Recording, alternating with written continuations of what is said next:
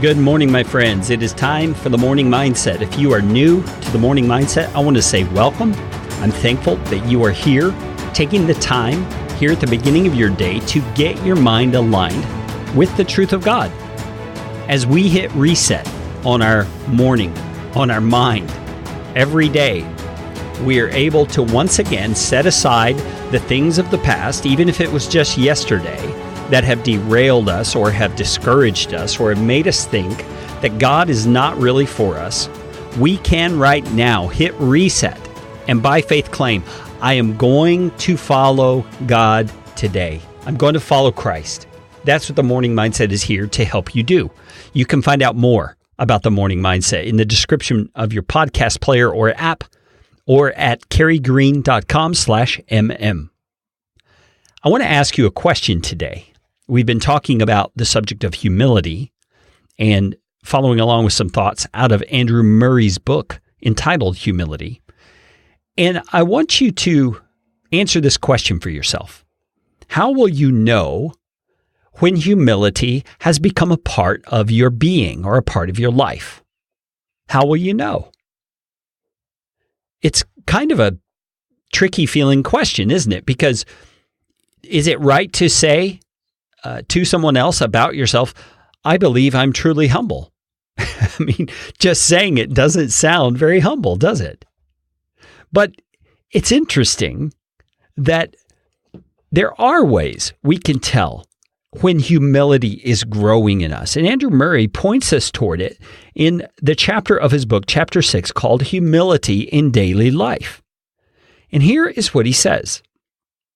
He says, humility toward men, meaning men and women, other people, will be the only sufficient proof that our humility before God is real, that humility has taken up its abode in us and become our very nature, that we actually, like Christ, have made ourselves of no reputation. You see, what he's saying is, true humility before God expresses itself in humility before people. And my goodness, this is so relevant for our day. I think about many of the things that I see on social media these days. I see people touting their accomplishments, showing their, what I would call their Facebook face and their Instagram life that looks picture perfect. Well, it is picture perfect because it's only the pictures. It's not really showing you the behind the scenes struggles. It's not really showing you the frustrations and hardships of life. It's only showing you the highlights. And a highlight reel, as we all know from watching highlight reels of sports and things like that, are not the entire game. Those are the best plays. Those are the things that get the most attention. But they're not necessarily the reality of what was required in order for that game to turn out the way that it did. And in life, it's no different. What we see on social media is often the highlight reel. It is our living, our daily interaction with other people that will demonstrate whether or not humility really exists in our hearts, whether or not we have really humbled ourselves before God. Do we really love other people? Do we really serve others? Do we really see them as people in need of the touch of the Savior and that we might be a vessel that He would use to bring that touch into their lives?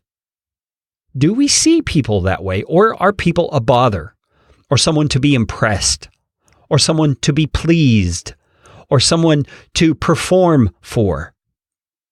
You see, there's a whole different mindset surrounding the way we look at people when humility, the humility of Jesus, is rising up in our hearts.